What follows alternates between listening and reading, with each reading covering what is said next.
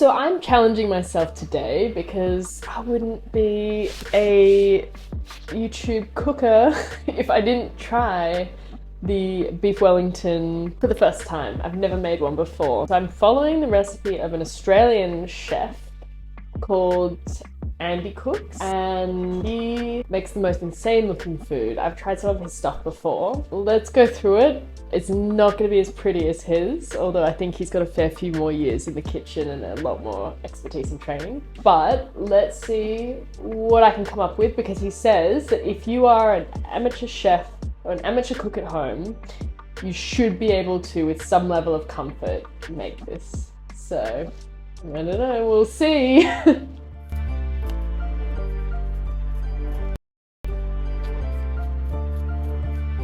You toss these into the pan with about 60 grams of butter, a little bit of olive oil, and just let them start to cook. You don't want colour on them, you just want them to sort of become translucent.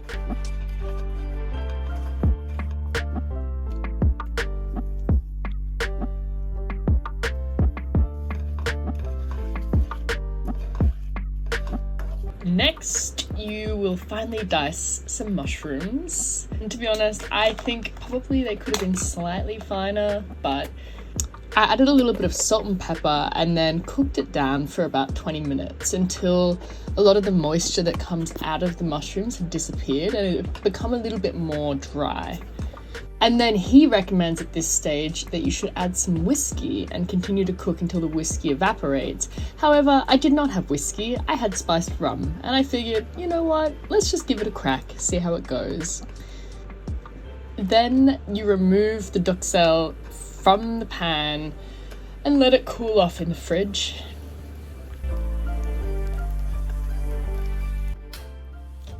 Then onto the crepes. He recommends 50 grams of flour, 130 mils of milk, and an egg. When you're mixing up the batter, you just want it to be nice and smooth and just let it rest for 15 minutes. Then you're going to cook those crepes on a medium heat. And he also says you're not trying to brown them up, you're not trying to get a lot of colour.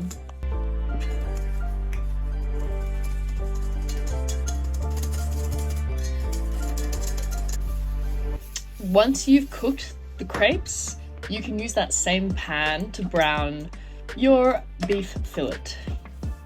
It was a deal at Harris Farm where they had like a 2-kilo Scotch fillet. They called it the economical cut, and to be honest, I thought it was pretty fancy for an economical cut of steak. But when this was cut up by the lovely Chris, he cut the end off and used that part as the selected piece for our Beef Wellington. You're gonna drop this beef fillet into a ripping hot pan, including the ends, and it should only really take 1 to 2 minutes. In this case, we are looking for colour, and we're just working to seal off the sides to keep the juices in. On personal reflection, I don't think I did a great job at this because there was a bit of moisture hanging around after when you see me cut through. Then you're going to remove the beef from the pan and then brush it with some Dijon mustard while it's still hot. And then it is time to assemble your creation. I did this actually over 2 days, so I assembled the first part and then I added the puff pastry the following day. But basically, you lay out your crepes on a flat piece of cling wrap, plastic wrap, whatever you call it in your part of the world, followed by the prosciutto and then the mushroom duxelle. Then you're going to place the beef in the middle of the roll and then sort of trim up the crepes around the beef so that when you roll it up, it's going to cover the entire Wellington, but you don't have a heap of overhang either side. Then you use the plastic to create tension around it so that it's like a little beef burrito-esque baby vibe. And then pop it in the fridge for at least an hour to set, but I actually personally just left it. But I actually just left it overnight in this case. One of the things that I really appreciate about him and the fact that he is a professional chef who really knows what he does, and place your Wellington in the center of it. Then you're going to roll it tightly, but not so much that there's a really large seam overlapping. Then you wrap the plastic wrap again to tighten and seal everything together, and put it in the fridge for about an hour, or the freezer for a 30-minute set time, to make sure that the pastry is all formed and isn't going to be falling apart when you put it in the oven.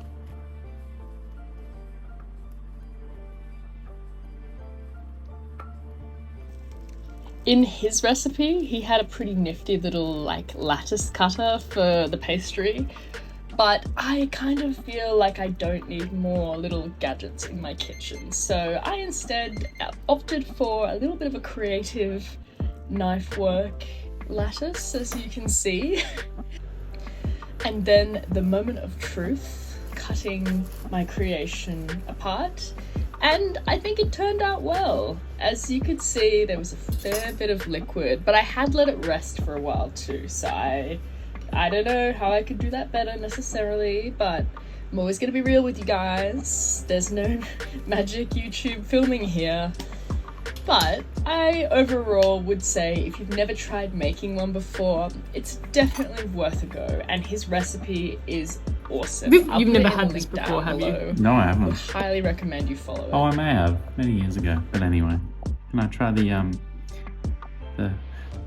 Paris mash first? Mm-hmm.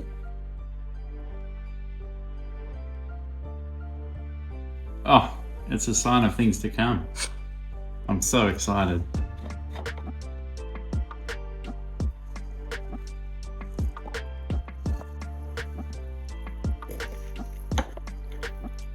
To try all the bits together. Do I? Should I? Yeah.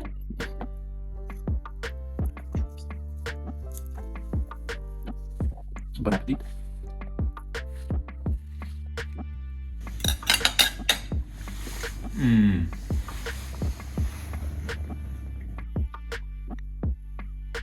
No chili flakes required. Absolutely not. That is so good.